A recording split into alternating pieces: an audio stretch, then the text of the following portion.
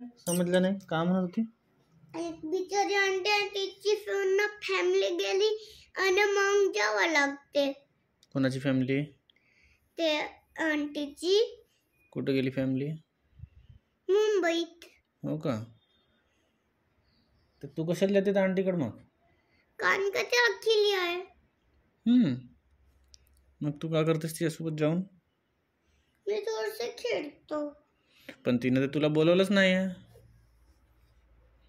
ते आंटी माय आहे. मी तिची फ्रेंड बनली आहो ना. केव्हा बनली आहे फ्रेंड?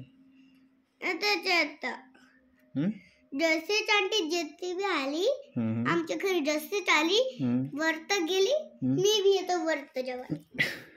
अशी फ्रेंड बनली का तू? अच्छा अच्छा. पियूच्या सोबत भी तसंच करतो. ते जाऊ दे. मी का म्हणतो, ते पहिले घरची साफसफाई करून घे. आपलं सामान ठेव. ते तुझ्या ते बघ जॉमेट्री बॉक्स ते कशी ठेवली आहे, सगळं व्यवस्थित ठेव. जिथं होतं तिथं. मग जा तू आंटीकडे, आपल्या मैत्रिणीकडे. ठीक आहे? तर ते अकेली आहे म्हणून जातेस का तू? पण ते तर म्हणते की श्रीशाला नको पाठवत जा, श्रीशा मला त्रास देते. नाही तशी म्हणत होती ते, म्हणून म्हटलं. का?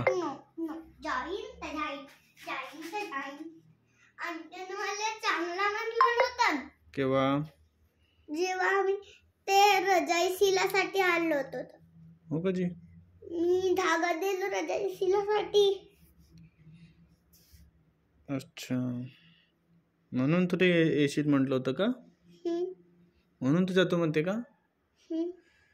पण आता जाऊ नको, संध्याकाळ झाली आता. नाही, मग जातो. पहिले मी काम करतो. हां, काम करू. ठीक आहे.